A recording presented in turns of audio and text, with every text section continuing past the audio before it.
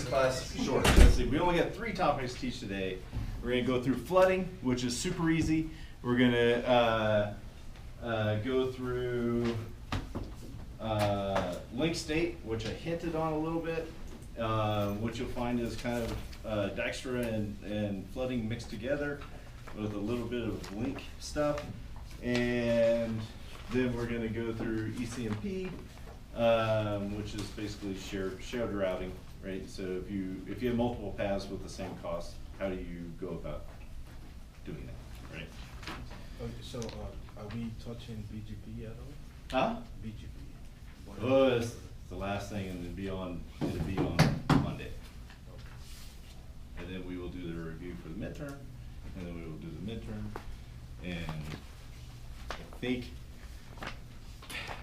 so I told everybody we would do the 4, for those that weren't here, we're gonna do the 4 and 4 for routing and forwarding, except for only the first 4 questions have to do with forwarding. Everything else in the book is to do with routing. So let's instead we'll take another evil vote.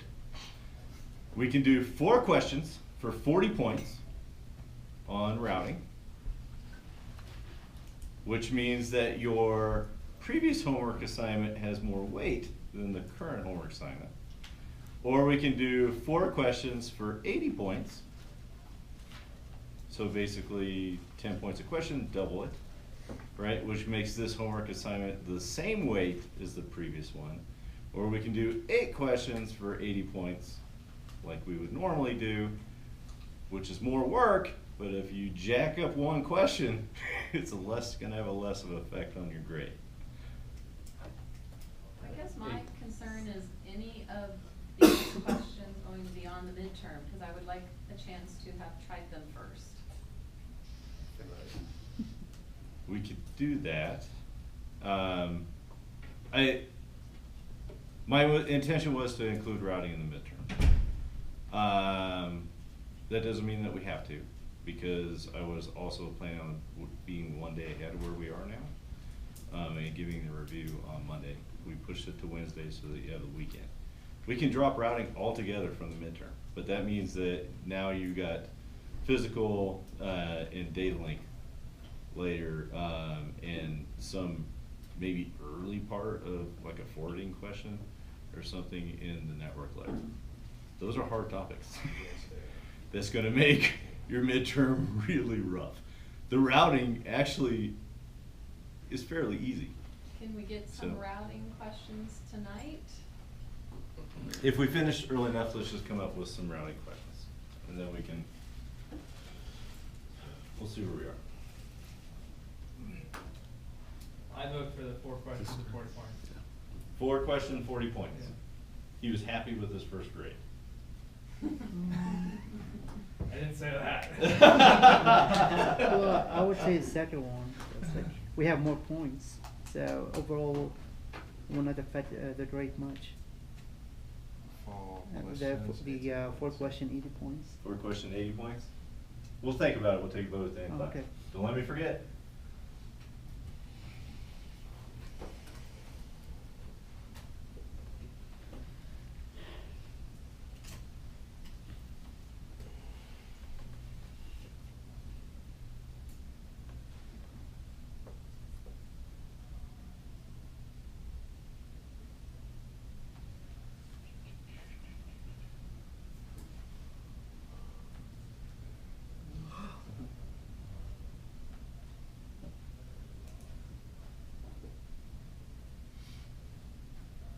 All right, same diagram.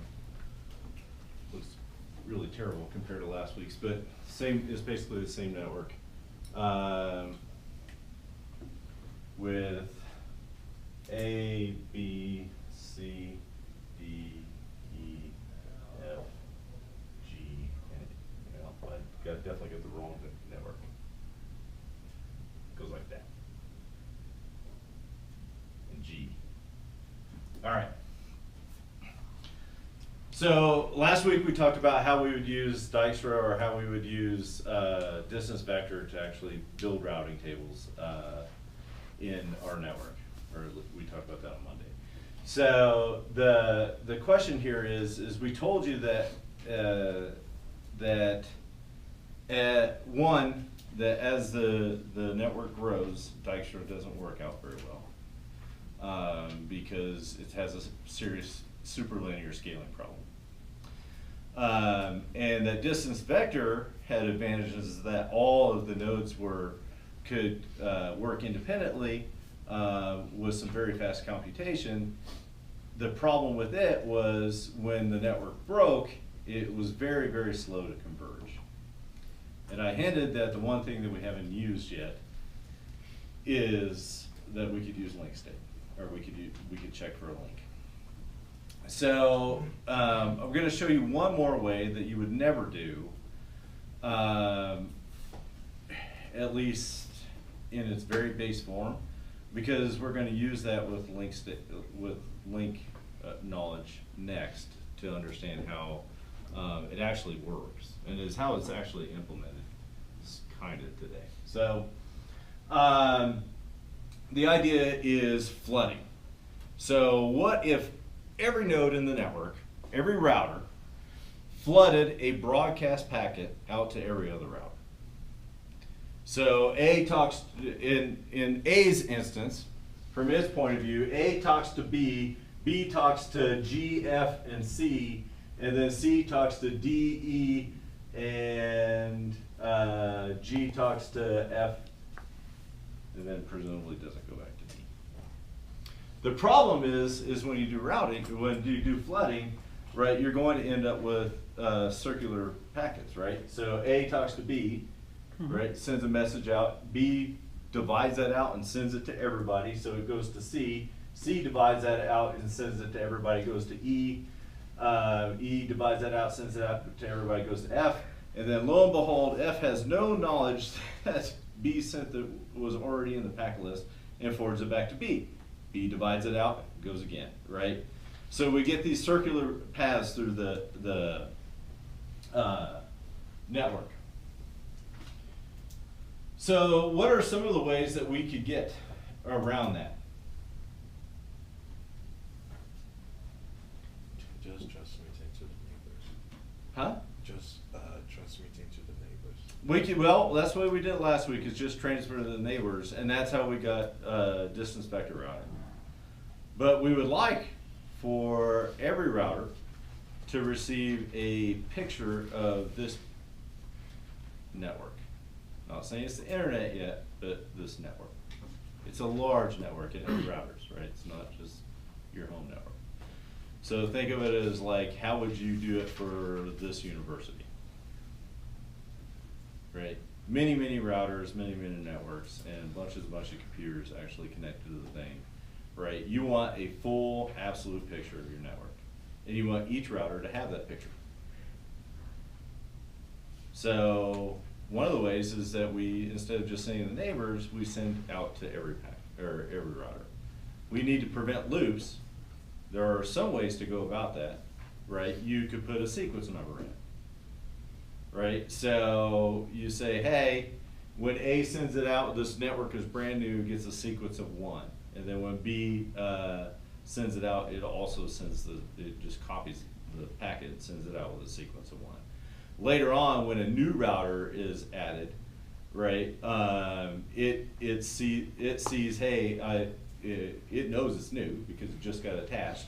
It sees, hey, the sequence is 1, so I'm going to send out the sequence of 2, right? And then it goes out and says blah, blah, blah. Of course, eventually, if you had a network on for a very, very long time, right, you might run out of number. Other things could happen. What if the router crashes? There's no statefulness inside the router, so when the router crashes and comes back online, it might think it's new, right? And it might broadcast out a bad sequence number, right? So there's some coordination issues. And the reason you need to be able to stick around those sequence number is to prevent the rebroadcast of old news, right? So in the case of B broadcasting to C, E, then going to E, then F, and then F broadcasting back to E, and starting the cycle over again, we need to be able to get rid of that old news.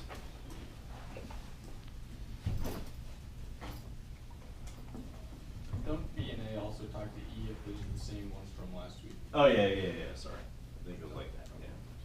But whatever, there's still loops, right? So in the loops, we need to be able to prevent that. We can prevent that with sequence numbers, kinda. We could also, there's also the problem is, what if the packet gets lost? So how do we deal with that?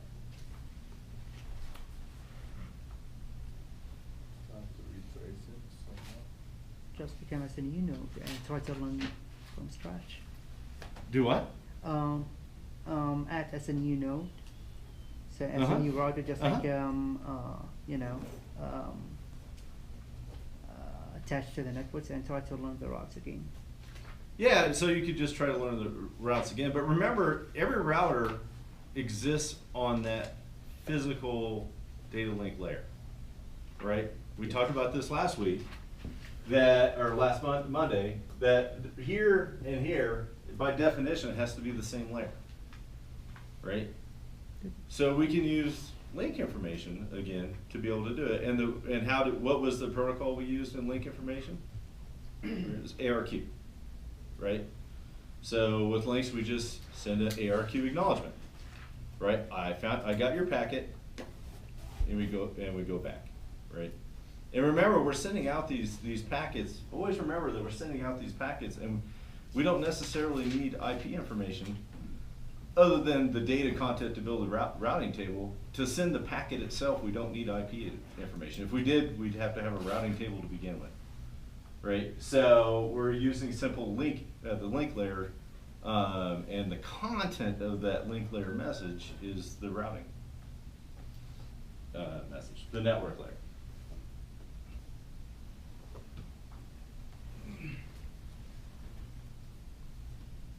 So in reality, the best way is if your very large network has an NTP server that's sitting there, right? Then you have very accurate time information, and better than using and you have very accurate time information below the network layer because it's local, right? So use that information to create timestamps, and that timestamps are all synced up, right? In reality, that's usually how it's done, but it doesn't necessarily have to be done that way. For the cost between B and E, okay, each one has an interface, but the cost could be different because it will go through maybe different path, right? The cost? Yeah, I mean, and here it's a direct communication, but if we assume it's a large network to get from B to E, it will pass it through multiple nodes. But if it did, so these are actually the nodes, right? So if there was a different node in here, then it might look like that. Let's say that it's not a router, it's simply a repeater, or you're going from one physical layer to a different physical layer, right? This could even be actually very near here, and often actually is, right? Because you go from optical to copper. If you ever dealt with actual commercial grade equipment, right? You have a copper connection inside of your router, but you're connecting to an optical cable, and you use a device to actually translate optical to copper, right? So that actually is sitting there, right? But that link information is still being, because remember, we have some kind of middle device, right, where this is going in. It's like, let's say this is 802.11 right here on this side, and Sonnet on this side. That means that the 802.11 exists in both the physical layer and the link layer. And so when it gets passed up, it gets passed up to the link layer. The link layer is rebuilt because they're implemented together. Goes back down into Sonnet, and then goes on its way. But there's always a device. And that device, if it's sitting in there as a repeater or something else, has to be able to translate that link information from one to the other. If it's a repeater. If it's a router, it doesn't have to, right? Because the network is segregated. So the best example I can come up with on that is the device that you stick inside of, optical device you stick inside a high performing router, or a high performing switch, or whatever, right? One question. So what if, let's say we're dealing with like an intra-domain routing, like Mhm. UCCS, for Mhm. instance, and we're using a protocol like RIP Mm-hmm. that assumes that the cost from A to B is the same as from A to any other route. Okay. How do we calculate the shortest path in that case when the cost is of no? If it is not, everything's one, or whatever, it Right. doesn't matter what the It value is, doesn't because matter what the everything's the value same. is. We're gonna cover that in the next section. Well, let's go through link state and then we'll go through. I'm sorry. No, these are good questions, because we're actually building to that, right?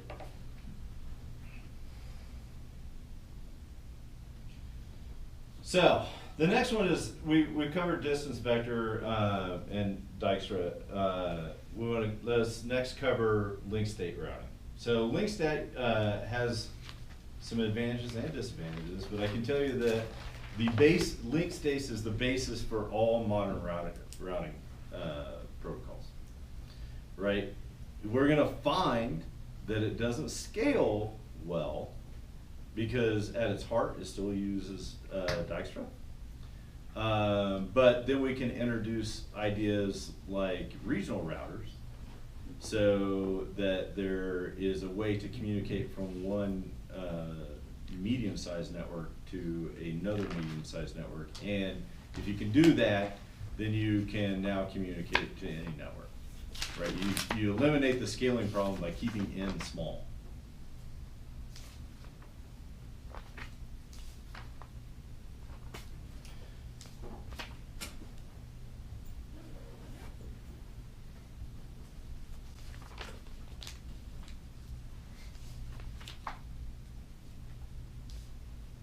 So, we still have some of the same problems. The algorithm has to be completely distributed, because we're not gonna have a hierarchy, and have some master controller for the internet, or even our internal, network. So, and that the nodes, only can directly detect and communicate with their neighbors.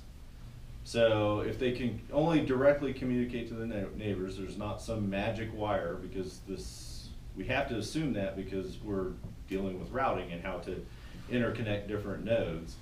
Then this is the problem you're trying to solve, you can't use the solution in the method of solving it, right? You can't already have an existing, so you can't assume that it's already, a routing table's already set up. And we have to assume that links may fail, message will be lost, and all the normal problems that we've talked about so far. So, the idea is, draw my network again.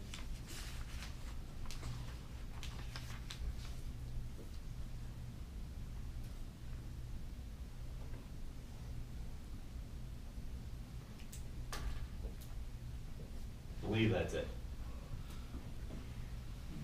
So we have our networking again. So the first thing that we're going to do is we're going to flood the topology in the way that we talked about before, so that each node learns the entire network. We can only do this with relatively small networks, because it's just a whole lot of information being flooded around. We can limit that information with the tricks that we talked about a few moments ago on ensuring that we don't rebroadcast. You don't have to talk to yourself, and you don't node if you're already in the table, you don't need to talk to the node, right? So we can move that information around, but it is in fact a lot of packets. And then every time that we add a new device to the network, right, the process doesn't necessarily have to start again, right? There might be some ways to cheat and just send them the current information. But if a device is lost from the network, then we need to start over.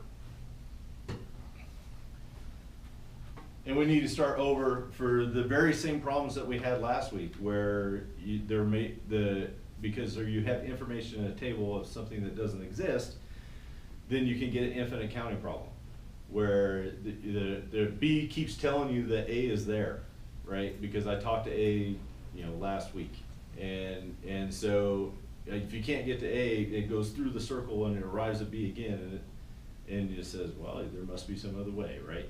And so we have to be able to deal with that.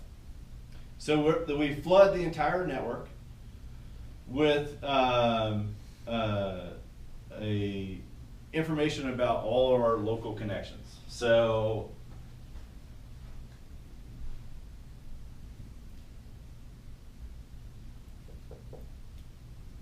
A talks to B, B talks to G, F, E, and C, and so forth, right? And it knows what the cost for that particular line is. And it floods all that information with all its local connections. If you flood that information, the network will very quickly be able to build a table to find every location, because every router is sharing all of its local information with everybody, and it's also being rebroadcast, right? Very quick.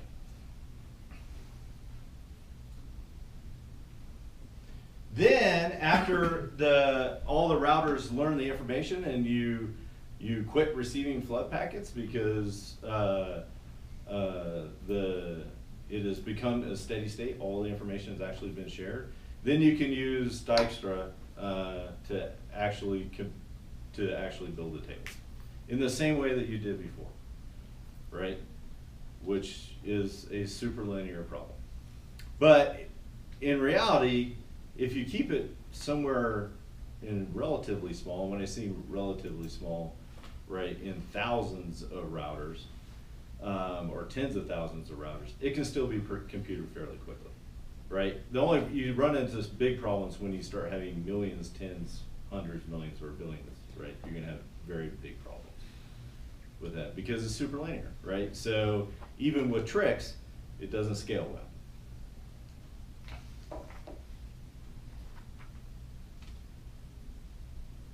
And then the question comes up, what happens if we have a failure? This is where link state comes in. So if G dies, both B and F know that it died. So if the link is dead, they will immediately know. There is a slight problem in that. What if the router is dead, the link is alive?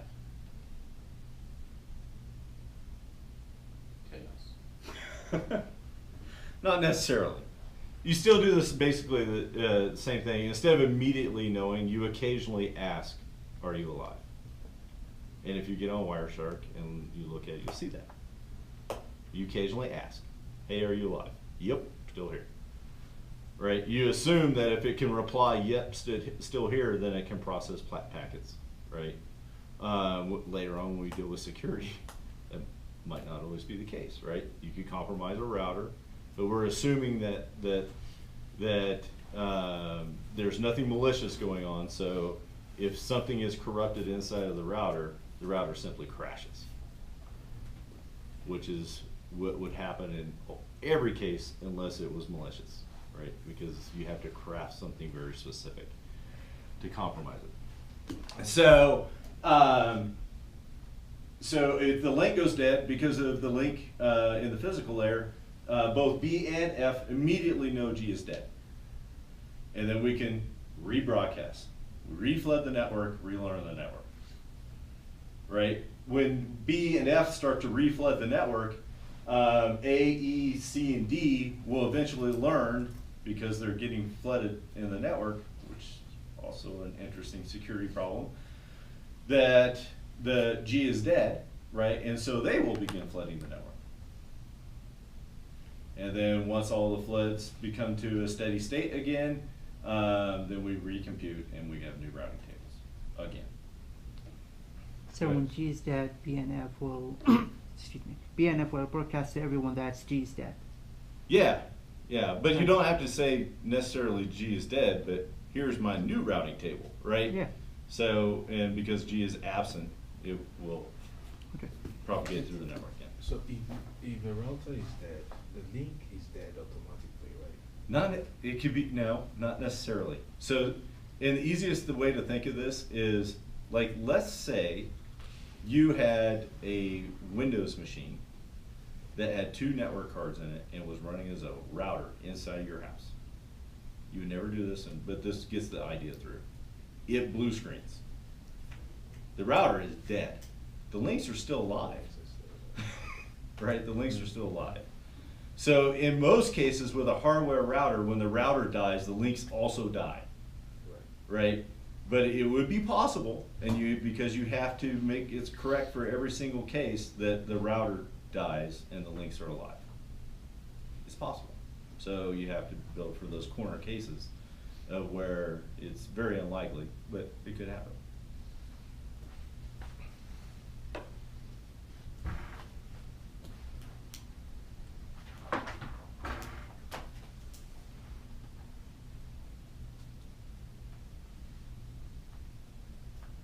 The problem with this, link state has,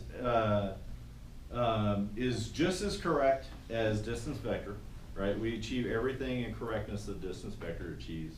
We achieve everything because we haven't talked about any other thing other than shortest path, right? There are things that we're gonna talk about besides shortest path. But notice that link state and distance vector, if you had something other than shortest path, right, you're only discovering the network, so changing that doesn't matter. It also has the same, so it's efficient and fair with distance vector. The problem with link state is that it doesn't scale well. So while distance vector you could technically use for the entire internet, there might be some other problems, but it would scale well, right? There would be some other problems, but and that's namely table sizes. The benefit of link state, its main benefit, and the reason that it's used today, is because if there is a failure, if G dies, it's immediately propagated to the network, and the network is rebuilt from scratch as if it was new. So because it's rebuilt from scratch as if it was new, the convergence is very, very fast. It's as fast as building a new network. With distance vector, the convergence was slow, right? Because it was difficult because you didn't rebuild the entire network. You rebuilt it a neighbor at a time. And it was difficult for the network to correct itself. So link state is by far better for something dying in it. And that's the reason it's used. So we'll talk on Monday that because link state doesn't actually scale well, what you will do is you will declare regions inside of your network, and link state will be used in those regions, and then you will make that a cloud, right? And then broadcast to another link state network that the path between them is these.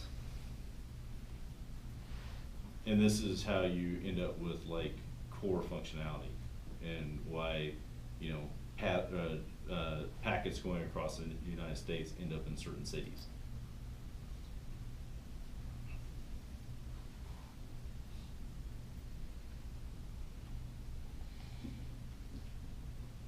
So far we've only talked about shortest path. We talked a tiny bit on Monday about, well, what if we wanted to balance something? And so let's start with the simplest case of balancing.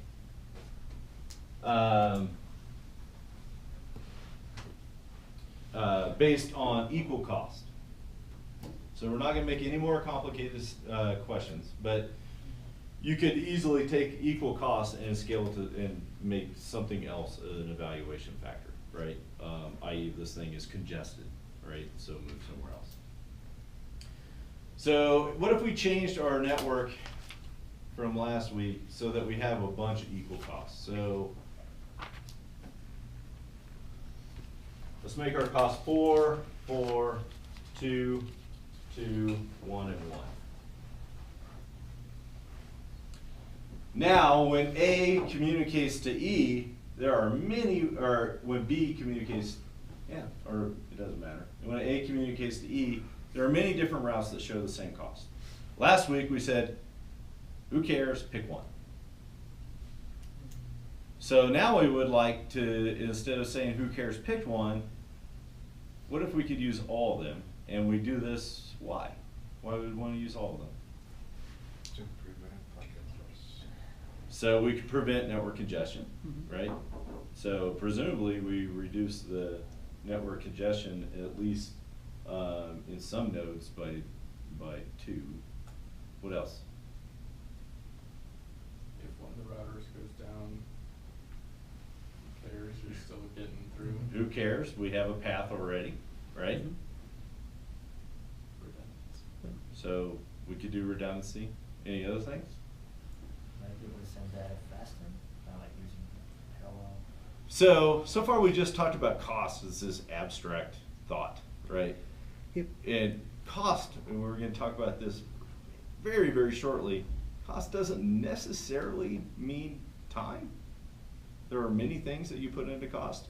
One could be actual dollar cost, right? It costs more monetarily to send a packet from here to there. So we put that in our cost, right? But it could also be time, it could be bandwidth, it could be utilization, whatever, it doesn't really matter.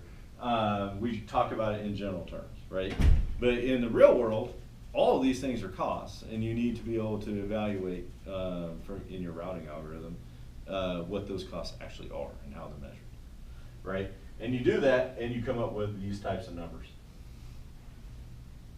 Say this is the cost, right? They're abstractions.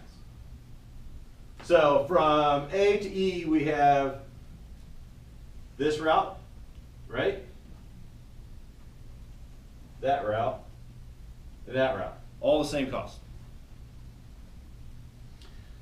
So in order to efficiently, we could do, the very simple thing is what? Very simple.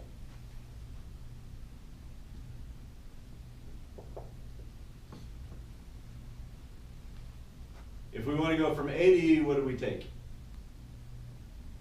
This is the routing table in A, by the way. So it's probably better represented like this.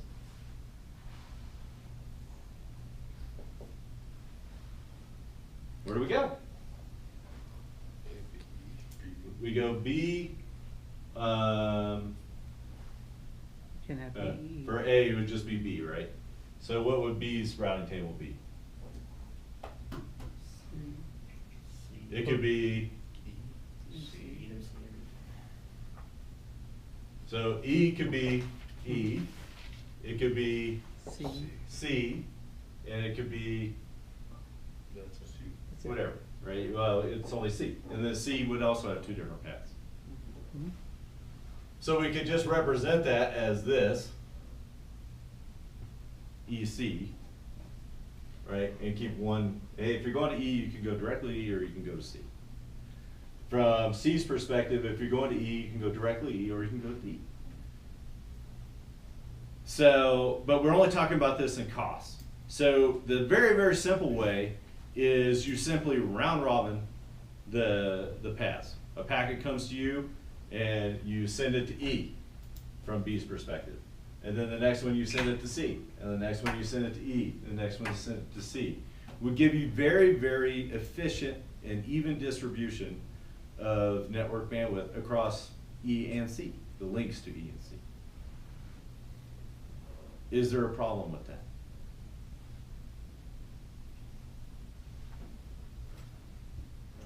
I'm asking the question, so probably. But the costs like change. Well, so I just told you that cost could be a number of factors, right? It could be monetary, right? It could be time, it could be utilization, whatever you happen to decide is important to you. Right, but let's say that it is something other than just time. I would say the big problem, like broadcasting that information, everybody that has it broadcast it, so. Well, no, In order to know the no, length this of- is, we've already built our table, right? We've used link state, we've flooded the network, we've used our link state to detect errors, blah, blah, blah. We all have a built routing table. And the only thing different than we've done, other than the shortest path, which was pick one out of these three, was that instead of doing that, we keep all three. So now you have a routing table with two different destinations, and we're only talking about still shortest path. They're equal costs. But the cost doesn't necessarily mean time.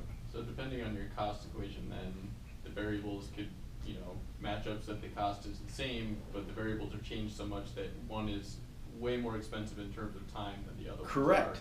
Correct. So then your packets end up getting there like really fast one way and really slow the other way, and it's hard to reassemble them. It's Yeah. very difficult to reassemble, right? So you end up, it's called network jitter, right? You end up with, and you could, this is a very simple network, but imagine that there were 3 paths or 4 paths or 15 paths for it to get there, right? And, but in this very simple network, imagine that there are 5 packets and 4 of them are sent through E and 1 of them is sent through C. C happens to be much faster in terms of time than E. Then it might end up if you have 1, 2 that are sent over E, right, and C, the 3rd packet is sent over C, and the 4th and 5th packet is sent over E again, right? Because C is much faster, you might end up with 1, 3, 2, 4, 5. C arrives out of order. So how do we solve that? Huh? Yeah. So, one easy way to do it is to do direct forwarding. Like, let's say we have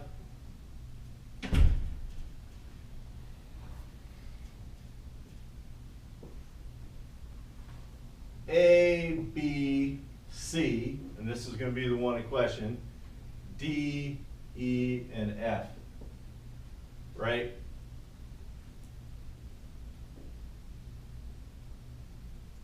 It doesn't matter what these are, right? It all, from an incoming perspective, all we care about is this, and both of these costs are 4.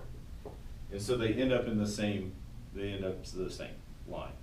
So you can simply say everything that arrives from B, go to E. Everything that arrives from A, go to D. Totally solve your problem. Except for B might send more traffic than A. Right? So you've gotten rid of the jitter problem.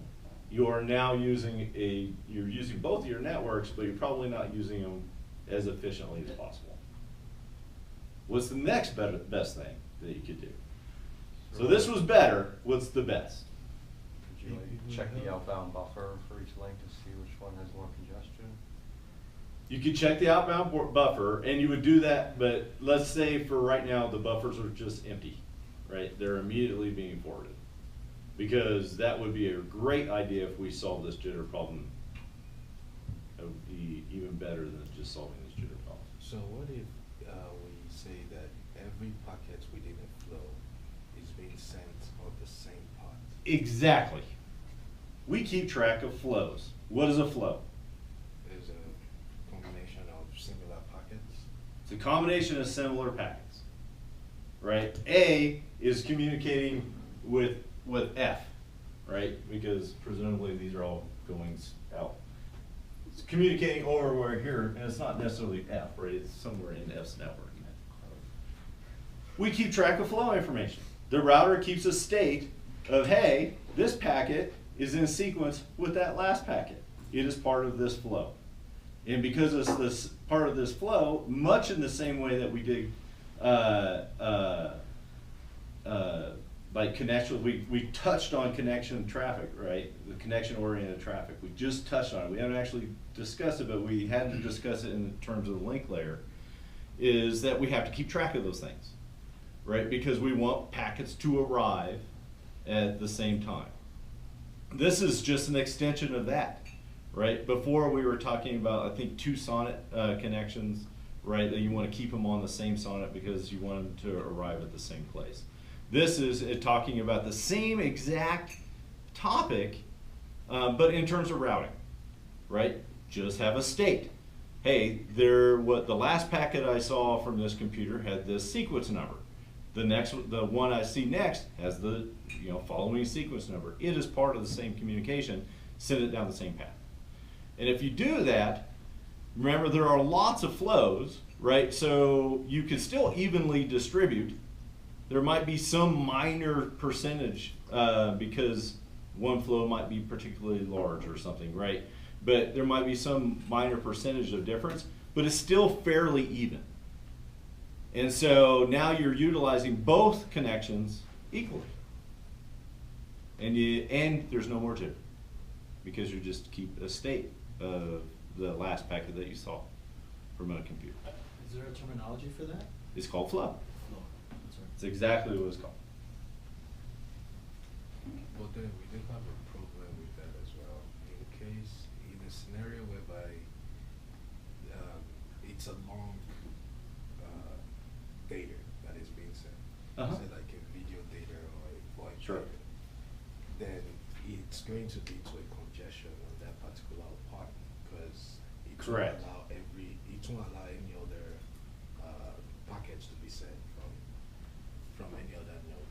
using Correct. that same bus. So remember when we talked on Monday that we were going to talk about routing in terms of solving problems that were in hours, or I think it was minutes. Solving terms that are in terms of minutes, right? Not solving problems that are in terms of seconds, right? So what you're talking about is like congestion routing, where there are hotspots in the network for whatever particular reason. Like Game of Thrones just got uploaded to Pirate Bay, right? So there's a hotspot, right? Because everybody's trying to download this file. So what you're talking about is dealing with very transient problems based on the network now, not the network as it's been in the state for minutes or hours. So, but you can build upon this same thing because now in your scenario, you would see, you would be able to look at the internal state of your own machine, your own router, and you would see the either the incoming buffer or the outgoing buffer starting to fill. Preferably, you're seeing it in the outgoing buffer because if you have another route, you can choose somewhere else to go. Right? There's not a whole lot you can do if it's coming from the incoming buffer other than drop packets or somehow come up with a different scheme to notify the router to quit sending me stuff. But you can do it with just the outgoing. You could use the same idea and extend it to cover not just cost, right, but also imminent failure. Or imminent packet loss, and send it somewhere else.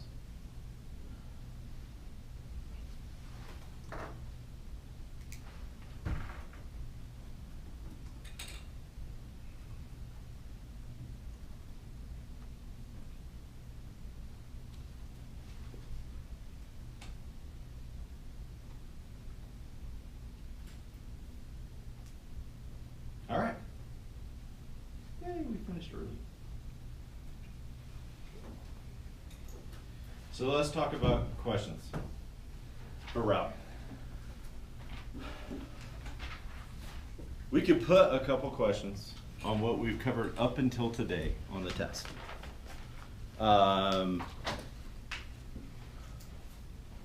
In fact, we could even go through the book and just pick out the questions we want to work on. And we can cover those probably Monday and then do the review on Wednesday. So to give you an idea of what we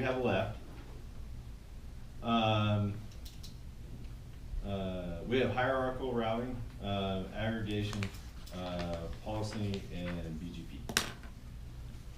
There's also some other stuff that's listed in there that's really trivial. Like we're talking about, and we can just cover that in 5 minutes. So we're talking about routers right now. These are, you know, we assume there's networks around these things, right? Right, these aren't hosts, right? So when we say A is communicating with F, what we really mean is a client on A is talking with a client or server on F, right? So, and we're talking about that in generalities. But for the hierarchical, or for the host routers kind of thing, the connection, putting it all together, the glue that you use to stick together is quite trivial.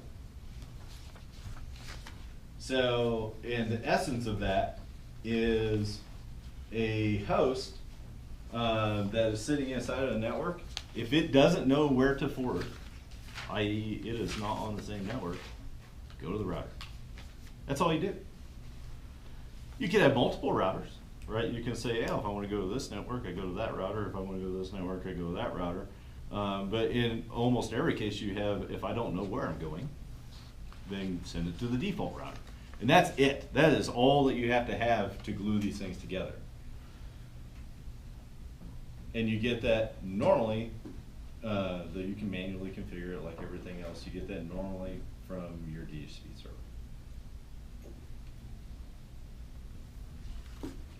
So from the host nowadays, it's pretty transparent, right? You don't, when you connect your phone to Wi-Fi, you don't have to figure out what router it needs to go to, right? It just all happens. It all happens through all the technologies that we've talked about so far. So WAP, I don't think I can come up with any questions for that one. That was the entirety of that particular piece.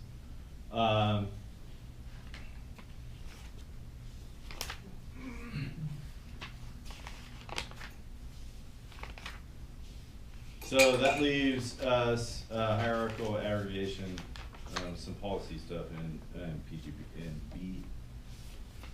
BGP for Monday, and then that will be the entirety of the network layer. We will have routing done. So the question is, do we want to put routing on the test? Yes, it's easier. It's pretty easy. It's easier. And that's gonna put it, Yeah. to physical layer. The physical layer, I am telling you, is the hardest by far, right? And it's mainly because most of us in here are computer science guys.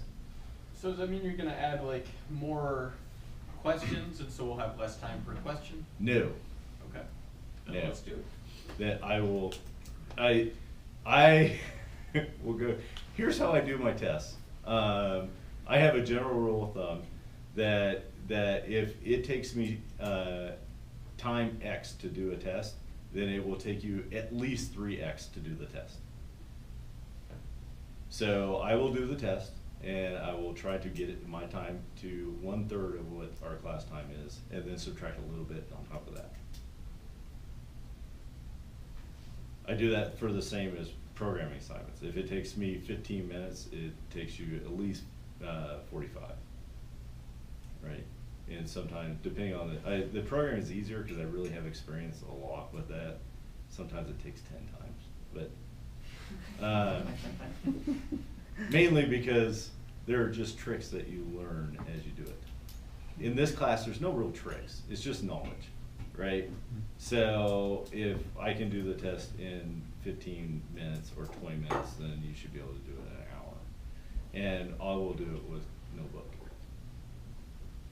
right? So that you have all the time. Which probably means that the test is going to be on the order, depending on how easy the questions are, is going to be probably on the order of 6 to 8 questions. Some of them being easy, some of them taking calculations, some of them just flat answers. Yeah, well, my vote is put routing in. All right, we'll put routing on it. Yeah. Seconded. The physical gotta stay there? Alright. Yeah, the physical has to be there. So, I mean, but it might be that there may be one less physical question though. Yeah. So.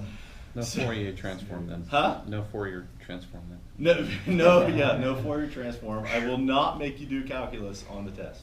Yeah. Right? It's been a really long time since I've taken calculus, and some of you are in the same boat. There probably will be a probability question on the test, because it's really hard to get away from probability when you're dealing with, you know, how do I deal with errors? Your error algorithm is directly related to probability. And you said we're not gonna have to memorize obscure numbers like this. No, there will be no obscure numbers. So if, like. Speed of a T1 line. Huh? No.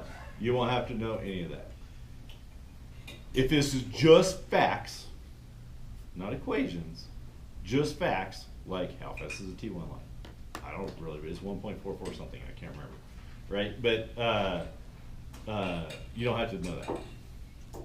But you won't- Those are all obscure facts that Google can answer for you in 10 seconds. But you won't give us equations. I will not give you equations. Got it. In the physical That's what layer, our there are sheet's for. 3 really important equations. You should know those and how they work and interchange with each other. But our review will be very thorough on Wednesday. And one sheet of notes, One sheet of notes, both sides. calculator? Huh? Sure. Notes have to be handwritten, you said? No. If you want to, the little tiny fonts, I don't care. Oh. Writing equations in the computer kind of sucks, so you're there's more than enough room on one sheet of paper. Don't bring a big sheet of paper, by the way. So, Put it up on 8.5 by 11 Like inches. rolling it out. Imperial standard units, 8.5 by 11 inches. You can use printer paper, it doesn't have to be lined. The funniest one I've seen, I saw somebody said 8 by 8.5, or it was a note card, so it was a 3 by 5, and she bought it in something that was 3 by 5 feet. So, Give dimensions. good. Inches, imperial inches. So. Crazy. Also did not specify a third dimension. Peel it in half. For the for the purposes of this class, we will consider paper as a 2-dimensional object. And it must be paper as in it could go through a printer, not something that is made of wood and 15 inches thick. You get the idea. Honestly, I told you could have your books, right? But it's actually worse for you. So just do the paper, write your notes, go through the problems. We'll go through the problems, the homework problems, go through the problems that we did in class, and we will have a review that also covers similar problems, and the test should be fine. The test should be fine. What day is it still the 18th? It is. It's the 16th. We all decided that we wanted the review on a Wednesday and the test on Monday. Yep. At least most of us decided that, and everybody else is learning to hate democracy. Should we go through more book problems other than what we did? So my experience with the book so far suggests to me that I should write the problems myself based on similar problems that we've done in class, such that you will be able to answer them. Because some of the book problems are very obscure. And so don't waste your time doing stuff that's not in there. We will go through stuff in class. It will be very quick, because if they're putting 6 questions on the test, then I will probably do 20 questions in the review, and 6 of those questions will be very similar to what is on the test. Are Give there you any an idea. questions on the test that won't be similar to what some of you do? Huh? Is there any questions on the test that won't be similar? No, I told you, so What's my review like? Oh, here I'm looking at the test. This is something that might be close to what's on it. Here it is. Yeah. Same question, different numbers. Huh? Same question, different numbers. Yeah. Or slightly, like, sometimes it's a much more complex question, and then I ask a simpler question that is a subset of that question, right? So it won't be like, word for word and I just change numbers. It won't be like that, but it will be on the same topic, have the same ideas, right? Some of the questions I find very interesting are ones that turn out to be simple summations. Like the answer to this question is really easy, right? But you just have to understand the material. You think we'll get the homework back next week, homework 2? Yeah. I will make sure my grader gets it. All right, that's it. So there's no homework for the report? No. Huh? I will send out what a homework that only has to relate to these questions, and it's what? 4 problems, 8 points? Is that what we decided? 4 programs. Yeah. Yeah. 4 problems, 8 points. Okay. Due It will be due. Wednesday? I know, man. Actually, it will be, because I always give a week for homework. So it's past class now, so it won't be due Wednesday. It will be due the following Monday. So the test. So it will be the due the day of the test. Okay, good. But what we will do as part of the review is I will, Point which question that's. yes. Okay. Okay. So Fair for the enough. first homework, I mistake I made it, so included it on the second. Yes. Yeah. I have it from TS6. I got it. We're exam on Sunday, so that's all that's on my brain. Okay. Oh, yeah. I don't want We can do it offline. Are you taking the? No, not the test, for the review. Oh, for the review. You guys like? Yeah. So, Just taking the other review, 3 I will go required. home, Okay. stay up Homeland really security, late, Cryptography, network security. and post the stupid video that takes 4 hours to encode the night of the review. So it should be up the next night? It will be up. It'll be up. Oh, you have to take that 30 night, credits? late. 30 11. course credits. We said like we get a couple of PG. Wow. Are we gonna cover details? They didn't Just give like, you transfer stuff? We have entered, the. Well, I have to maintain full-time status for 3 years. It will be fairly. You can't do that with. Oh, okay. Fairly No, job. just on dissertation credits. It's funny, 'cause they list me as a full-time student, even though I don't, I don't take like an undergrad or grad full-time. Uh-huh. Even just 3 last semester. I took 3 dissertation and I was in full-time.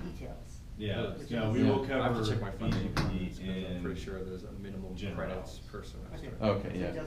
I'd find out your program, You know, because the I know the good school is communication different and the for communication PhD between- students, Mhm. what's considered full-time. Because if you can get some transferred in, that will help you finish in 3 years. Yes. Hey, yes. Turkey.